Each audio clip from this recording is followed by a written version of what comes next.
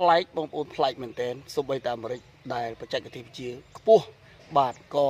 បាទមីស៊ីល Patriot របស់ខ្លួនបាញ់ចំយន្តហោះខ្លួនបាញ់បាទលោក Donald Trump គាត់ប្រកាស3ខុសបច្ចេកទេសបាញ់ចំយន្តហោះខ្លួនឯង3គ្រឿងដែរបងប្អូនហើយអាមេរិកគឺមិនដកថយនៅក្នុងសង្គ្រាមមជ្ឈមបពាទេនឹងដាក់ពង្រាយបាទប្រសិនបើបាទអវសានប័ត្រ48ម៉ោងចប់ហើយនឹង5ថ្ងៃដែលគាត់ឲ្យបញ្ចប់នៅថ្ងៃសុក្រហ្នឹងហើយជាពិសេសទៅទៀតគឺ15ចំណុចដែលគាត់ដាក់ឲ្យហ្នឹងគឺបាទគឺវាអត់ទទួលផ្លែផ្កាគឺដាក់ទ័ពចូលបាទចំនួន2000ទៅ3000នាក់ដើម្បីគ្រប់គ្រងកោះ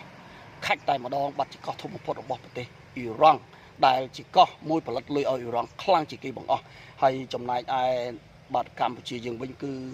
បាទថៃគឺយើងដឹងហើយថាគាត់លុប MOU ឆ្នាំ2000ដែលខុសច្បាប់អន្តរជាតិនៅទីក្រុងសឺណែវបាទឆ្នាំ1969នឹងហើយយើងរងចាំមើលថាយើងនឹងអាច